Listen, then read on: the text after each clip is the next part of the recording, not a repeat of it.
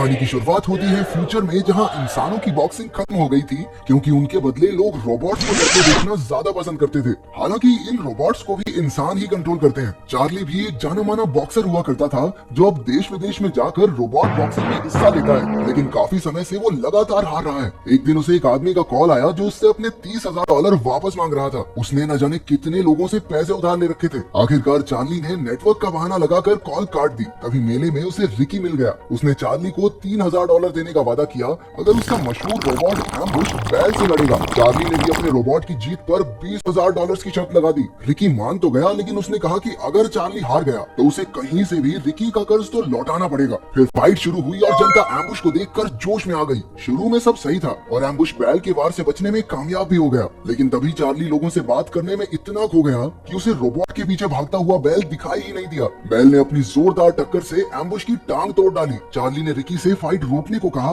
लेकिन वो नहीं माना। फाइट के आखिर में एम्बुश बस लोहे का कबाड़ बनकर रह गया और बच्चे उसका एक एक पुर्जा उठाकर अपने साथ ले गए। चार्ली भी मुंह छिपाकर पतली गली से निकलने लगा, लेकिन तभी दो लोगों ने आकर उसे बताया कि उसकी पिछली पत्नी की मौत हो गई है और उसका 11 साल का बेटा मैक्स अब एकदम अकेला है। चार्ली को अपने बेटे की कोई खास परवाह नहीं थी और उसने कोर्ट में जाकर कह भी दिया कि वो मैक्स को संभालने की हालत में ही नहीं है। हालांकि उसके कुछ रिश्तेदार मैक्स को अपनाना चाहते थे, इसलिए चार्ली ने उन्हें मैक्स की कस्टडी $1,00,000 में सौंप दी। पहले $50,000 लेकर वो मैक्स के साथ कुछ समय बिताने को तैयार हो गया। उन्हीं पैसों से उसने काले बाजार से नॉइजी बॉय नाम का एक बेहतरीन रोबोट खरीदा। उसमें वॉइस कंट्रोल का फीचर था जिससे वो इंसानों की बातें समझ सकता था। उसे लेकर चार्ली अपने जिम में पहुंचा जहां वो बेली के साथ रहता था। इतना खर्च करने पर बेली उससे बहस करने लगी कि किराए के पैसे तो टाइम पे दिए नहीं जाते, रोबोट खरीदता घूम रहा है। तभी रिश्तेदार मैक्स को उसके पास छोड़ने आ गए। इधर अपना मैक्स भी खतरनाक बच्चा है। उसे इस बात का कोई दुख नहीं था कि उसके बाप ने उसे बेच दिया, पर दुख तो सारा इस बात का था कि थोड़े भी पैसे मैक्स को नहीं मिले। नॉइजी बॉय को देखकर वो तीनों दंग रह गए।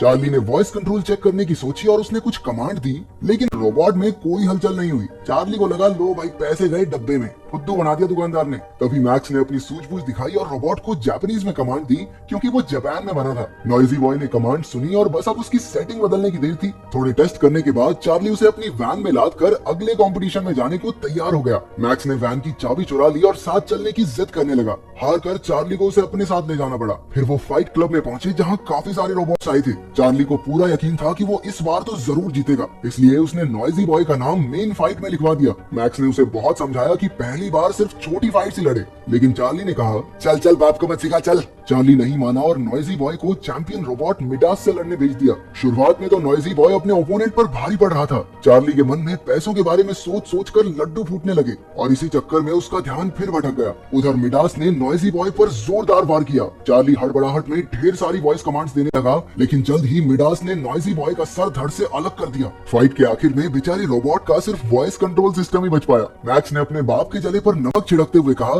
कि उसे फाइट से पहले नॉइजी बॉय को अच्छे से ट्रेन करना चाहिए था। ये सुनकर चार्ली उस पर भड़क गया और बच्चे को अच्छी खासी सुना दी। वैसे देखा जाए तो बच्चा कुछ गलत भी नहीं कह रहा था। घर लौटते हुए वो कबाड़ खाने में नए रोबोट के पुर्जे ढूंढने गए। बातों बातों में चार्ली ने मैक्स को बताया कि कैसे इंसानों के बदले रोबोट्स की बॉक्सिंग शुरू हुई। अचानक मैक्स का पैर फिसला और वो एक चट्टान से गिर पड़ा। खुशकिस्मती से उसने किसी रोबोट का हाथ पकड़ लिया जिससे उसकी जान बच गई। चार्ली ने तुरंत नीचे उतरकर मैक्स को बचाया। ऊपर आकर मैक्स ने देखा कि जिस रोबोट से उसकी जान बची वो कीचड़ में लिपटा हुआ था। उसने चार्ली से कहा कि इस रोबोट को अपने साथ ले जाने में उसकी मदद करे, लेकिन चार्ली ने एक बार फिर खुदगर्ज होकर अपने बेटे की मदद करने से मना कर दिया। मैक्स ने अपनी पूरी जान लगाकर सुबह तक उस रोबोट को पहाड़ी पर खींच लिया। आखिरकार वो वैन तक पहुंचा और चार्ली के साथ उसके जिम में गया। नॉइजी बॉय की हालत देखकर बेली को बहुत गुस्सा आया। उसने चार्ली से कहा कि अपने जीतने के सपने के साथ साथ अपनी असलियत को भी समझे, लेकिन चार्ली ने उसे चलकर मैक्स का रोबोट देखने को कहा। पता चला कि ये रोबोट एक पुराना मॉडल है जो फाइट के लिए नहीं बल्कि स्पेयर पार्ट्स के लिए बनाया गया था। ये हमला तो नहीं कर सकता, लेकिन अपना बचाव जरूर कर सकता है।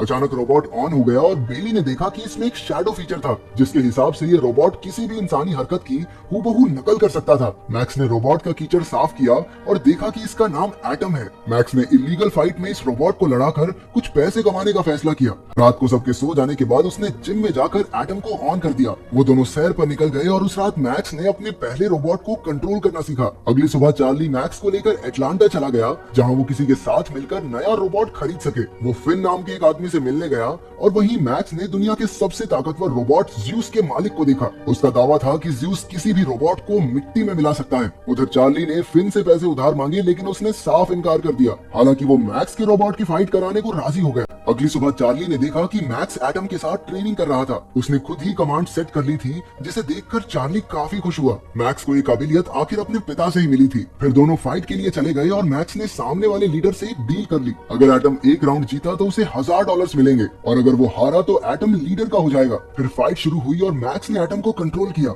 रोबोट ने कोई हमला नहीं किया, बस खुद का बचाव करता रहा। चार्ली ने मैक्स से कहा कि सामने से हमला करे, लेकिन तभी ओपोनेंट ने एटम के सर पर वार कर दिया। पहला राउंड खत्म होने में सिर्फ 30 सेकंड बचे थे और उससे पहले एटम को फिर से खड़ा होना था। मैक्स के ऑर्डर पर एटम खड़ा हो गया और इसी के साथ मैक्स $1000 जीत गया। इससे लीडर की सिट्टी पिट्टी गुम हो गई और उसने शर्त रखी कि अगर ये रोबोट एक और राउंड टिक गया तो वो $2000 यानी दुगना इनाम देगा। चार्ली ने मैक्स को समझाया कि इसमें ना पड़े, लेकिन मैक्स फाइट के लिए राजी हो गया। अगला राउंड शुरू हुआ और एटम ने सामने वाले रोबोट पर जोरदार वार किया, जिससे उस बेचारे का सिस्टम ही क्रैश हो गया। आखिरकार मैक्स जीत गया और अपना इनाम लेकर वहाँ से चलता बना। अगले दिन वो एटम को नए कमांड सिखा रहा था। जब वो बोर हो जाता तो एटम को अपने साथ डांस करवाने लगता। जब चार्ली आया तो मैक्स ने उसे बताया कि उसने नॉइजी बॉय का वॉइस कंट्रोल सिस्टम एटम के अंदर फिट कर दिया है। उसने कहा कि शैडो फीचर के जरिए एटम को अपना बॉक्सिंग स्टाइल सिखाए, क्योंकि चार्ली अपने जमाने में बॉक्सिंग चैंपियन था। चार्ली ने मजे लेते हुए कहा कि वो तभी एटम को बॉक्सिंग सिखाएगा अगर मैक्स रिंग में एटम को डांस करवाएगा। मैक्स मान गया और एटम की बॉक्सिंग ट्रेनिंग दिन रात जोरों से चलने लगी। मैक्स हर फाइट की शुरुआत डांस से किया करता और इसी तरह एक एक करके एटम सारी फाइट्स जीतता चला गया। चार्ली और मैक्स भी एक दूसरे के साथ अच्छा समय बिताने लगे। छोटी मोटी फाइट से पैसे कमाकर चार्ली ने कुछ पैसे बेली को किराया भरने के लिए भेज दिए। डांसिंग कार की तरह डांसिंग रोबोट ने भी पूरी जनता का दिल जीत लिया। उसकी तो अखबार में तस्वीरें छपने लगी थी। इसी मशहूरी के कारण चार्ली और मैक्स को रियल स्टील टूर्नामेंट में हिस्सा लेने के लिए बुलाया गया। जब मैक्स एटम को फाइट के लिए तैयार कर रहा था तो एक आदमी ने आकर कहा कि ज्यूस रोबोट की मालकिन फेरा उनसे मिलना चाहती है। वो ज्यूस के लिए स्पेयर रोबोट ढूंढ रही थी और उसने एटम को खरीदने के लिए $2 लाख का ऑफर दिया। चार्ली तो उसी वक्त राजी हो गया, लेकिन मैक्स इनकार करके कमरे से बाहर आ गया। चार्ली ने मैक्स को ये डील लेने के लिए बहुत समझाया, लेकिन मैक्स ने कहा कि जरा सोचो, ये औरत एक स्पेयर रोबोट के लिए इतने पैसे देने के लिए क्यों तैयार है। मैक्स को यकीन था कि उसके रोबोट में कुछ तो खास बात जरूर है, इसलिए उसने एटम को बेचने से साफ मना कर दिया। उधर फाइट देखने आए लोगों के शोर के बीच 2 सर वाला रोबोट ट्विन सिटीज आया। फाइट शुरू होने से पहले एटम ने भी मजेदार डांस दिखाकर लोगों का दिल जीत लिया। फाइट के शुरुआती मिनटों में तो उस 2 मुंह वाले रोबोट ने एटम पर लगातार वार करके उसे हमला करने का मौका ही नहीं दिया। तभी चार्ली का ध्यान ट्विन सिटीज की कमजोरी पर गया। असल में हर पंच से पहले उसका दाहिना कंधा थोड़ा अटकता था। मैक्स ने एटम से वहीं पर हमला करवाया और उसका पूरा दाहिना हिस्सा तोड़कर एटम ने उसके सर पर जोर से सर दे मारा। उस दूसरे रोबोट की इतने में छुट्टी हो गई। एटम की जबरदस्त परफॉर्मेंस देखकर लोग जोर जोर से तालियां पीटने लगे। उधर मैक्स ने भागकर रेफरी से माइक छीन लिया और दुनिया के सबसे ताकतवर रोबोट ज्यूस को फाइट के लिए चुनौती दे दी। बेसिकली मैक्स पूरी दुनिया को बताना चाहता था, हमारा रोबोट किसी से कम है क्या?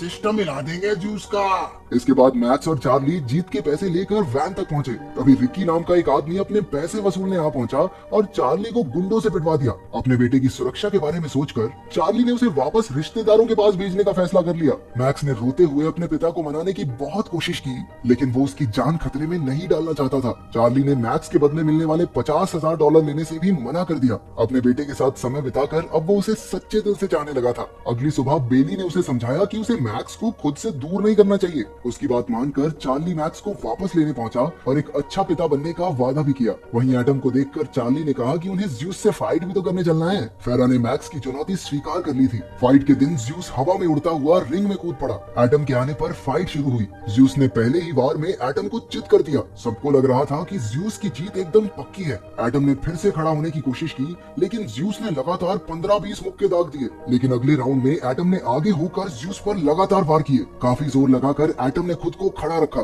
फाइट चलती रही और एटम किसी तरह से दूसरे और तीसरे राउंड तक लड़ता रहा। चौथे राउंड तक ज्यूस ने अपनी पूरी ताकत से एटम की बुरी हालत कर दी। एटम का वॉइस कंट्रोल सिस्टम भी टूट गया था, लेकिन फिर भी एटम आखिरी मिनट तक लड़ता रहा। अब उसके जीतने की कोई संभावना नजर नहीं आ रही थी, लेकिन मैक्स ने चार्ली से कहा कि शैडो फीचर से बॉक्सिंग करके एटम को कंट्रोल करे। चार्ली ने एटम को जोश से भरी स्पीच दी, जबकि वो कुछ सुन ही नहीं सकता था। तभी आखिरी राउंड शुरू हुआ। एटम खुद को बचाकर ज्यूस की ताकत बर्बाद करवाता रहा। रहा। जैसे ही उसकी ताकत कम हुई, चार्ली ने एक के बाद एक लगातार मुक्के ज्यूस को मारे, लेकिन ज्यूस एक बार फिर खड़ा होकर वार करने लगा। तभी राउंड खत्म हो गया और ज्यूस हारने से बच गया। जनता जोर जोर से एटम का नाम चिल्लाने लगी। ज्यूस के ज्यादा पॉइंट्स थे इसलिए वो जीत गया, लेकिन जनता के दिल में तो एटम बस गया था और मैक्स को तो यही चाहिए था। मैक्स और चार्ली ने कसकर एक दूसरे को गले लगाया। आखिरकार उन्होंने एटम के साथ अपनी असली जीत का जश्न मनाया।